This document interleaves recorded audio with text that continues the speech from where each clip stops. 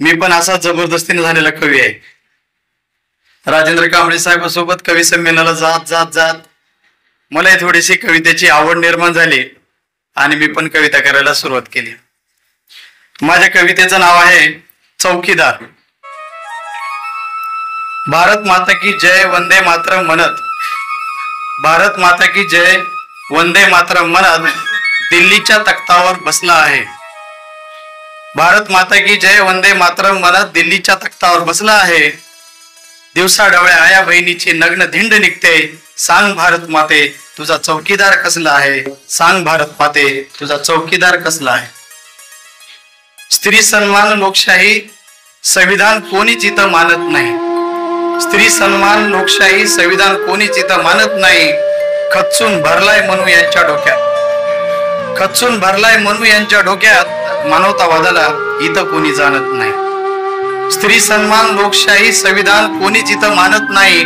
खचून भरलाय मनू यांच्या डोक्यात मानवतावादाला इथं कोणी जाणत नाही. खोट्या भूलतापा आणि आश्वासनाला देशवासी कसा फसला आहे. सांग भारत माते तुझा चौकीदार कसला आहे. सांग भारत माते तुझा चौकीदार कसला आहे. बाई उघडी नागडी करून कापली तरी चालेल. बाई उघडी नागडी करून कापली तरी चालेल. आपण मणिपूरचा प्रकरण पाहिलेलं आहे. बाई उघडी नागडी करून कापली तरी चालेल. गायी मात्र वाचल्या पाहिजेत.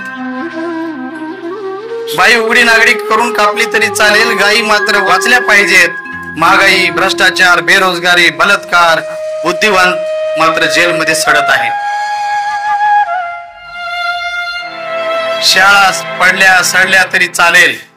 शाळा पडल्या सडल्या तरी चालेल.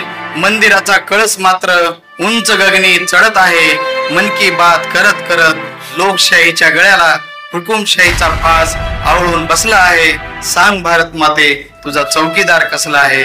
सांग भारत माते तुझा चौकीदार कसला आहे. आवाज बहुजनांचा.